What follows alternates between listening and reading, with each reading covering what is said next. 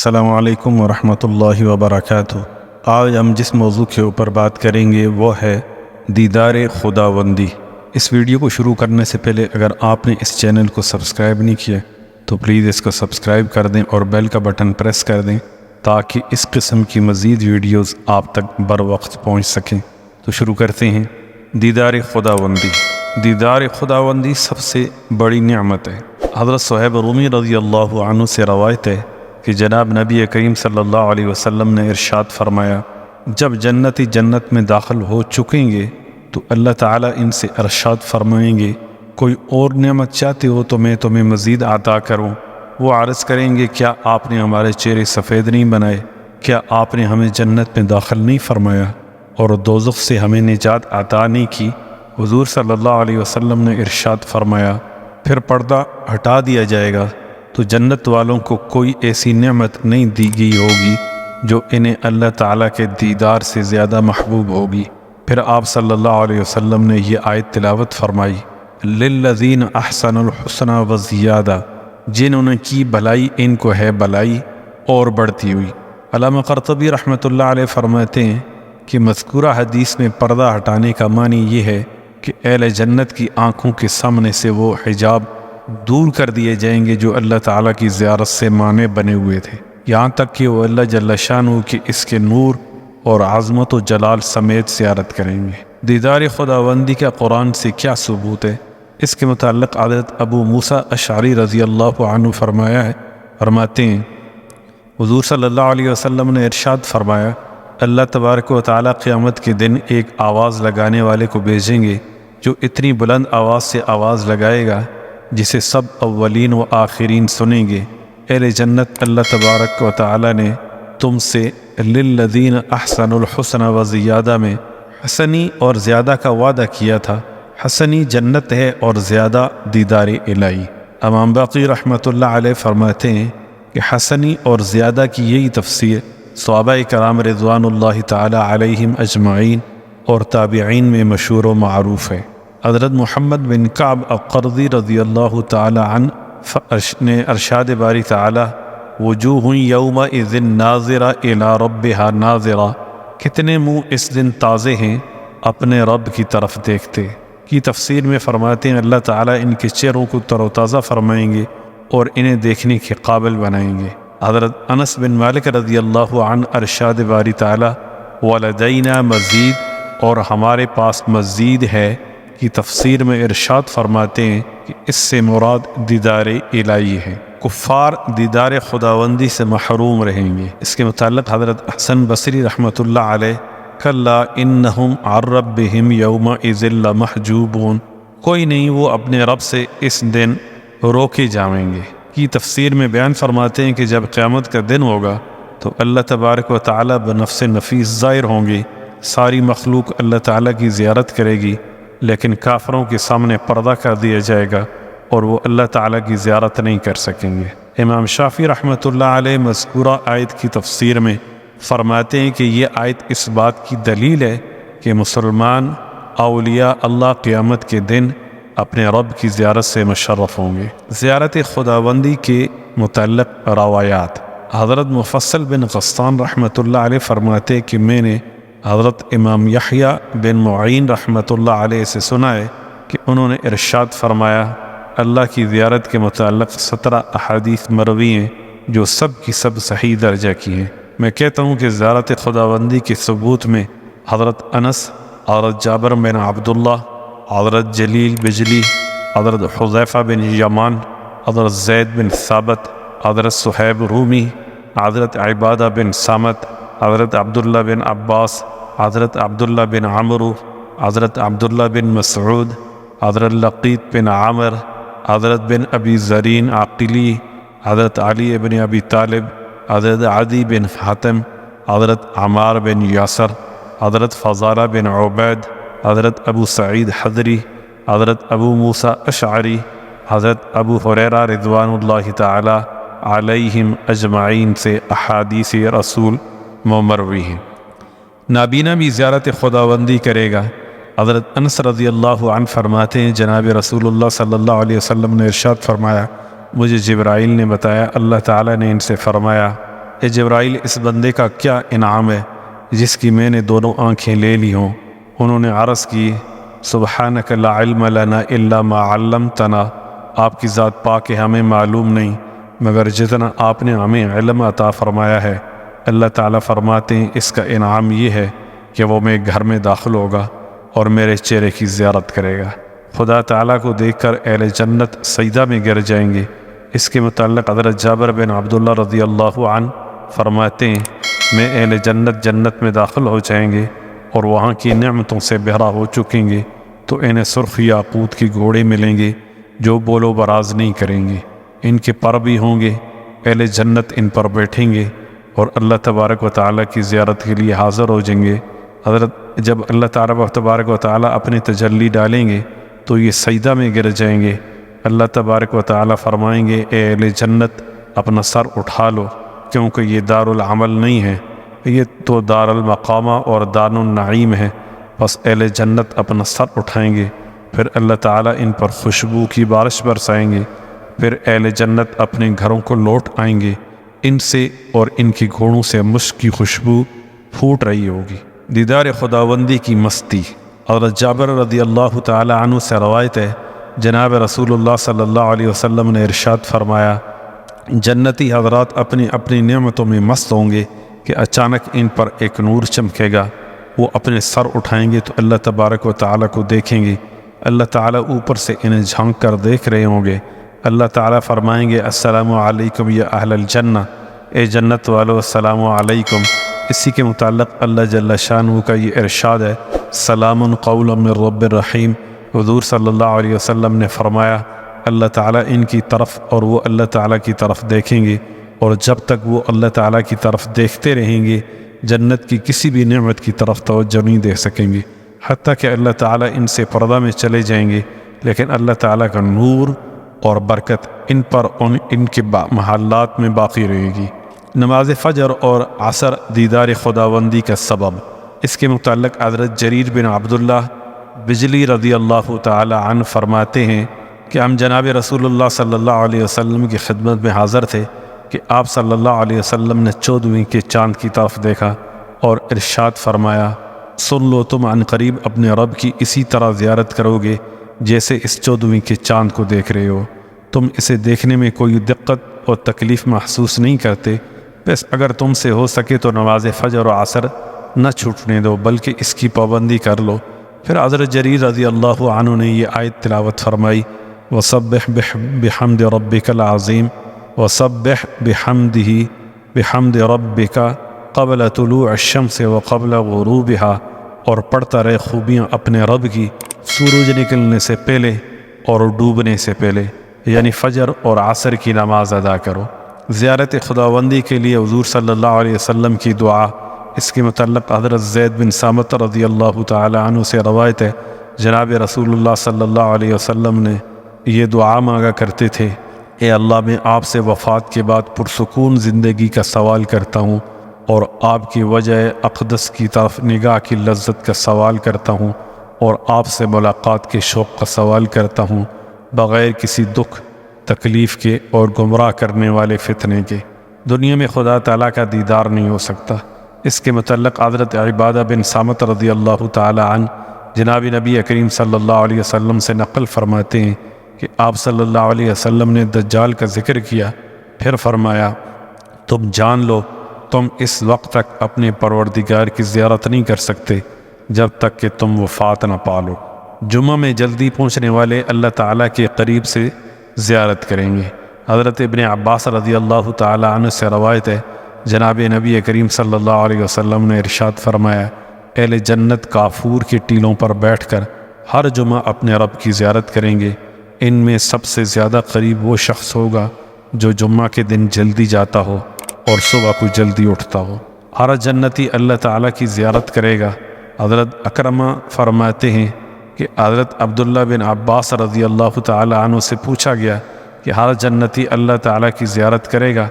آپ نے فرمایا جی ہاں، اعلیٰ درجے کا جنتی اللہ تعالیٰ کی صبح و شام زیارت کرے گا۔ اس کے متعلق حضرت ابن عمر رضی اللہ عنہ فرماتے ہیں کہ جناب رسول اللہ صلی اللہ علیہ وسلم نے ارشاد فرمایا سب سے کم درجے کا جنتی وہ ہوگا جو اپنے جنتیوں، بیویوں، نعمتوں، خدمتگاروں اور مسیریوں کو 1000 سال کی مسافت تک دیکھتا ہوگا، اور ان میں سے اللہ تعالیٰ کے نزدیک بڑے مرتبے کا وہ ہوگا جو اللہ تعالیٰ کے چہرہ اقدس کی صبح و شام زیارت کرے گا۔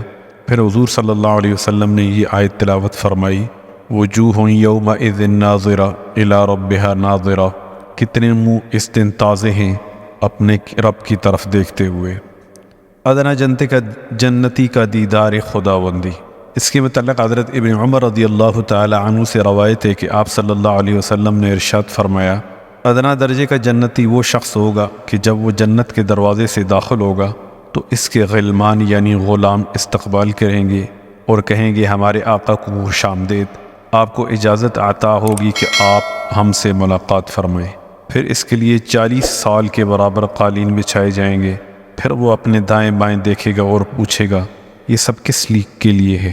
اسے کہا جائے گا یہ سب آپ کے لیے ہے، حتیٰ کہ یہ جب اپنے ٹھکانے تک پہنچے گا تو اس کے سامنے سرخ یاقوت سبز زبرجد کو پیش کیا جائے گا جس کے 70 حصے ہوں گے، اور ہر حصے میں 70 بالا خانے ہوں گے، اور ہر بالا خانے کے 70 دروازے ہوں گے۔ اس سے کہا جائے گا تلاوت کرتے جاؤ اور بالا خانوں میں چڑھتے جاؤ، چنانچہ وہ چڑھے گا حتیٰ کہ وہ اپنی سلطنت کے تخت پر براجمان ہو کر ٹیک لگائے گا تو اس کے سامنے سونے کے برتن پیش کیے جائیں گے۔ وہ تخت طول و عرض میں 1 میل کا ہوگا، ہر برتن میں موجود کھانا دوسرے سے جدا ہوگا، اسے آخری کھانے کی لذت بھی پہلے کھانے کی طرح محسوس ہوگی۔ پھر اس کے سامنے مختلف شربت پیش کیے جائیں گے، پس وہ جو چاہے گا پیے گا۔ پھر خدام کہیں گے کہ اس کو اس کی بیویوں کے لیے چھوڑ دو، چنانچہ خدام چلے جائیں گے اور اسے حوروں میں سے ایک حور اپنے تخت شاہی پر بیٹھی نظر آئے گی۔ اس پر 70 پوشاکیں ہوں گی، ہر پوشاک کا رنگ دوسری سے جدا ہوگا۔ جنتی اس کی پنڈلی کے گودے کو بھی گوشت، ہڈی اور مربوسات کے اندر سے 1 سال تک بغیر نظر ہٹائے دیکھتا رہے گا۔ پھر بالا خانے کی طرف نظر اٹھائے گا تو اس سے بھی زیادہ خوبصورت حور نظر آئے گی۔ پھر وہ اس حور کی طرف دیکھتا رہے گا، وہ حور کہے گی میں ان حوروں میں سے ہوں جو آپ کے لیے تیار کی گئی ہیں۔ پھر وہ جنتی اس حور کی طرف 40 سال دیکھتا رہے گا، اس سے نظر نہیں ہٹائے گا۔ پھر اس کی نگاہ دوسرے بالا خانے پر پڑے گی تو اس میں پہلی سے بھی زیادہ خوبصورت حور نظر آئے گی۔ وہ حور کہے گی کیا ہمارے لیے ابھی وقت نہیں آیا کہ ہم آپ سے کچھ نصیب پائیں؟ تو وہ اس کے پاس 40 میں پہنچے گا اور اس دوران اپنی نگاہ نہیں پھیرے گا۔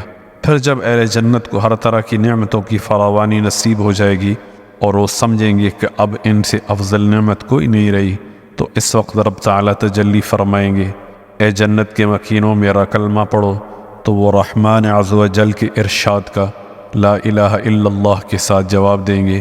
پھر اللہ تعالیٰ فرمائیں گے اے داؤد آپ میری اسی طرح بزرگی بیان کریں جس طرح دنیا میں کیا کرتے تھے، تو حضرت داؤد اپنے رب عز و جل کی بزرگی بیان فرمائیں گے۔ جنت میں زیارت خداوندی کی جگہ، اس کے متعلق حضرت علی رضی اللہ عنہ فرماتے ہیں کہ جناب رسول اللہ صلی اللہ علیہ وسلم نے ارشاد فرمایا بے شک جب اللہ تبارک و تعالی اہل جنت کو جنت میں اور اہل دوزخ کو دوزخ میں داخل کر چکیں گے تو حضرت جبرائیل علیہ السلام کو جنتی حضرات کے پاس بھیجیں گے۔ پس حضرت جبرائیل علیہ السلام فرمائیں گے اے جنت والو، آپ کا رب آپ کو سلام فرماتا ہے اور آپ کو حکم دیتا ہے کہ آپ جنت کے میدان میں اس کی زیارت کے لیے نکلیں۔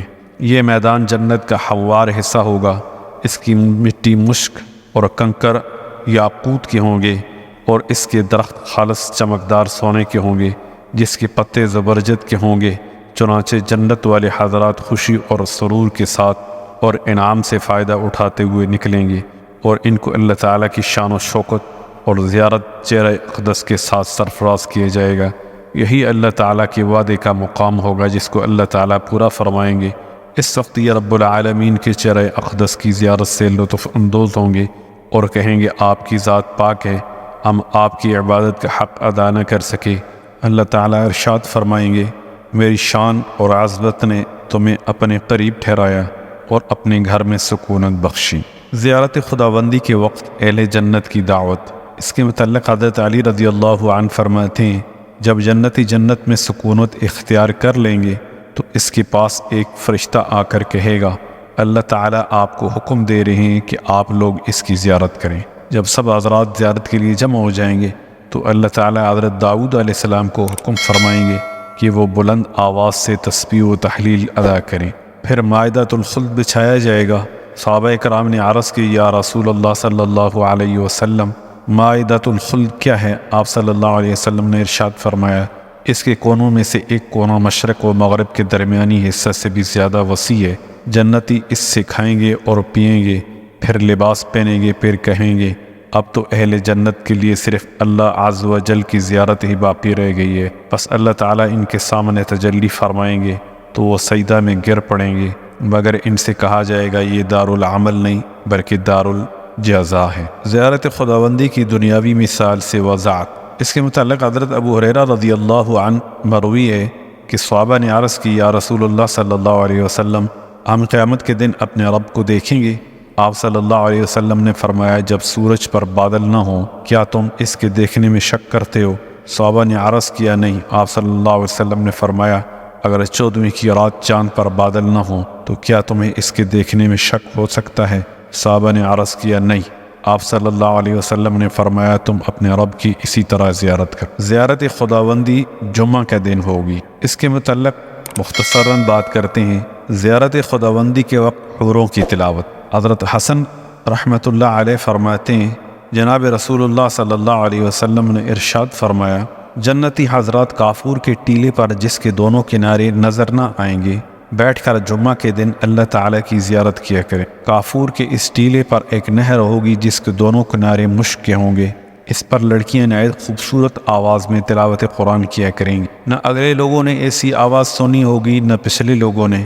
جب یہ حضرات اپنے محلات کی طرف واپس جانے لگیں گے تو ان میں سے ہر شخص ان لڑکیوں میں سے جسے چاہے گا کہ ہاتھ سے پکڑ لے، پھر یہ اپنے گھروں میں جانے کے لیے موتیوں کے پلوں سے گزریں گے۔ اگر اللہ تعالیٰ انہیں ان کے گھروں تک پہنچنے کی ہدایت نہ کریں تو ان تک کبھی نہ پہنچ سکے، ان نعمتوں کی وجہ سے جو ان کے لیے اللہ تعالیٰ نے ہر جمعے کو تیار کیا۔ زیارت خداوندی کے وقت مومن کا اعزاز و اکرام کیا ہو، اس کے متعلق حضرت ابو جعفر بن محمد علی بن حسین رضی اللہ تعالی عنہ سے روایت ہے حضور صلی اللہ علیہ وسلم نے ارشاد فرمایا جنت میں ایک درخت ہے جس کا نام طوبہ ہے، اس کے سائے میں تیز رفتار سوار 100 سال تک چلتا رہے، اس کے پتے ٹھنڈے اور سبز ہیں، اس کے پھول ملائم و نفیس ہیں، اس کی ٹہنیاں باریک اور موٹے ریشم کی ہیں، اس کے پھل باعث آرائش ہیں، اس کی گوند زنجبیل اور شہد ہے، اس کی وادی سرخ یاقوت اور سبز زمرد کی ہے،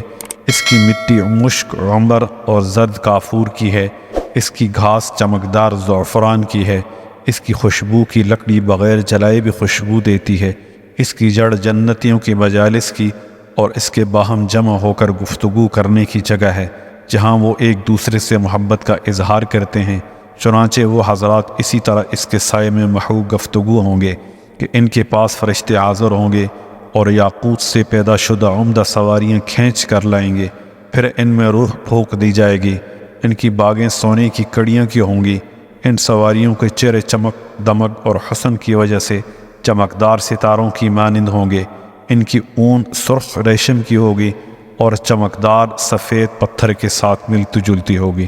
دیکھنے والوں نے حسن و رعنائی میں ایسی سواریاں نہیں دیکھی ہوں گی، یہ سواریاں از خود تابعدار ہوں گی اور بغیر مشقت کے اطاعت کریں گی، ان پر در اور یاقوت کے کجاوے ہوں گے، ان پر لؤلؤ اور مرجان کے نگینے ہوں گے، ان کے سرخ سروں کی ہڈیاں سرخ سونے کی ہوں گی، انہیں تعجب انگیز سرخ لباس پہنایا گیا ہوگا۔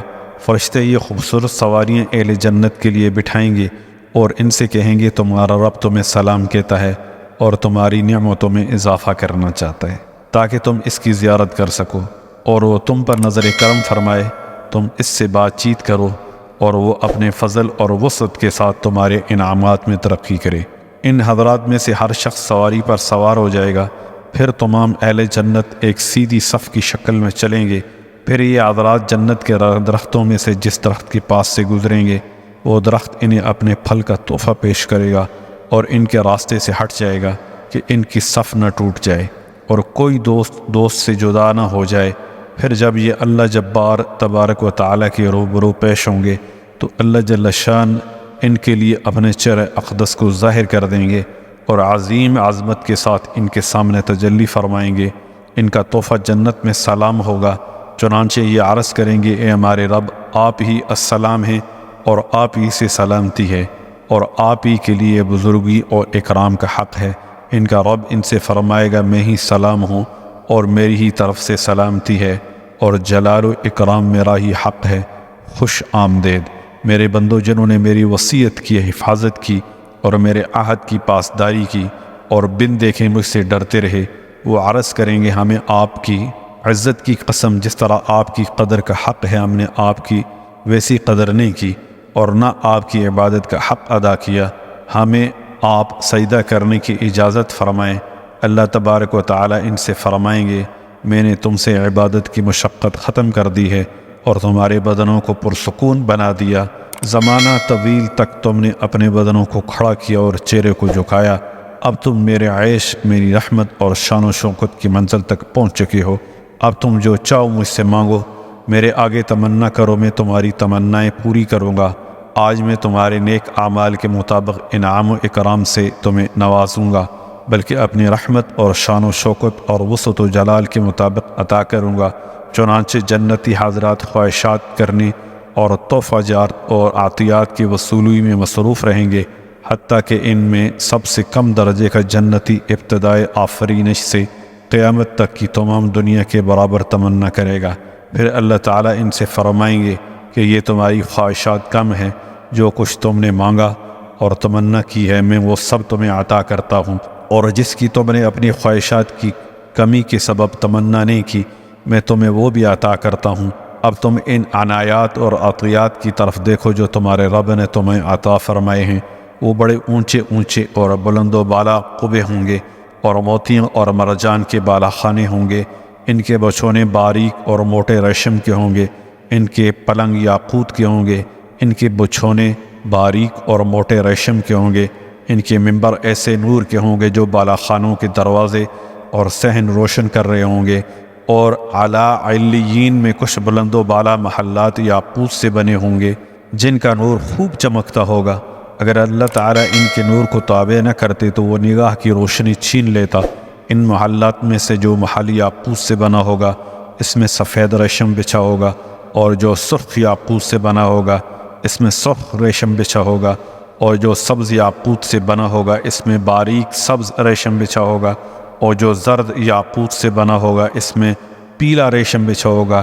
اس کی لپائی سبز زمرد اور سرخ سونے اور سفید چاندی کی ہوگی۔ اس کی دیواریں اور ستون یاقوت کے ہوں گے، اس کی چھت لؤلؤ کی گنبد کی ہوگی، اس کے برج مرجان کے ہوں گے۔ جب وہ اللہ تعالیٰ سے عطیات کے وصولی کر کے واپس ہوں گے تو انہیں سفید یاقوت کی بنی ہوئی سواریاں پیش کی جائیں گی جن میں روح پھونک دی جائے گی۔ ان گھوڑوں کی ایک طرف ہمیشہ رہنے والے لڑکے ہوں گے جن میں ہر ایک کے ہاتھ میں ایک گھوڑے کی لگام ہوگی۔ ان کی باغیں سفید چاندی کی ہوں گی جن پر در و یاقوت جڑے ہوں گے۔ ان کی زینے تہدتے باریک اور موٹے ریشم کی ہوں گی، چنانچہ یہ گھوڑے انہیں لے کر تیز رفتاری سے چلیں گے اور جنت کے باغات کی سیر کرائیں گے۔ جب یہ گھروں میں پہنچیں گے تو وہاں وہ سب کچھ موجود پائیں گے جو انہیں ان کے رب نے عطا فرمایا تھا اور جس کا انہوں نے سوال اور تمنا کی تھی۔ پھر اچانک ان محلات میں سے ہر محل کے دروازے پر 4 قسم کے باغ ہوں گے۔ 2 باغ گھنے شاخوں والے ہوں گے اور 2 باغ گہرے سبز گویا کے سیاہ۔ پھر جب یہ اپنے گھروں میں پہنچیں گے آرام سے بیٹھیں گے تو ان سے ان کا رب پوچھے گا، تم نے تمہارے رب نے وعدہ فرمایا تھا، کیا تم نے اسے سچا پایا؟ وہ عرض کریں گے، جی ہاں ہم راضی ہو گئے، آپ بھی ہم سے راضی ہو جائیں۔ اللہ تعالیٰ فرمائیں گے، تم میری رضا ہی سے میرے گھر میں پہنچے ہو اور میری زیارت کی ہے اور میرے فرشتوں سے مصافحہ کیا ہے۔ مبارک ہو، یہ کبھی ختم نہ ہونے والی عطا ہے، اس میں کوئی بدمزگی ہوگی اور نہ ہی کوئی کمی۔ اس وقت جنتی کہیں گے، الحمدللہ الذی اذھب عنا الحزن ان ربنا لغفور شکور الذی احلنا دار المقامۃ من فضلہ لا یمسنا فیہا نصب ولا یمسنا فیہا لغوب۔ شکر اللہ کا جس نے دور کیا ہم سے غم، بے شک ہمارا رب بخشتا ہے، قبول کرتا ہے۔ جس نے اتارا ہم کو رہنے کے گھر میں اپنے فضل سے، نہ پہنچے اس میں ہم کو مشقت اور نہ پہنچے ہم اس میں تھکنا۔ عابدین کا شوق زیارت۔ اس کے متعلق حضرت حسن بصری رحمۃ اللہ علیہ فرماتے ہیں کہ اگر عابدین کو علم ہو جائے کہ وہ آخرت میں اللہ تبارک و تعالیٰ کی زیارت نہیں کریں گے تو ان کے وجود پگھل جائیں، اللہ تعالیٰ کو سب سے پہلے اندھے دیکھیں گے۔ اس کے متعلق حضرت حسن بصری رحمۃ اللہ علیہ فرماتے ہیں کہ سب سے پہلے جو شخص اللہ تبارک و تعالیٰ کے چہرے اقدس کی زیارت کرے گا وہ اندھا ہوگا۔ زیارت کے وقت جنت کی سب نعمتیں بھول جائیں گے۔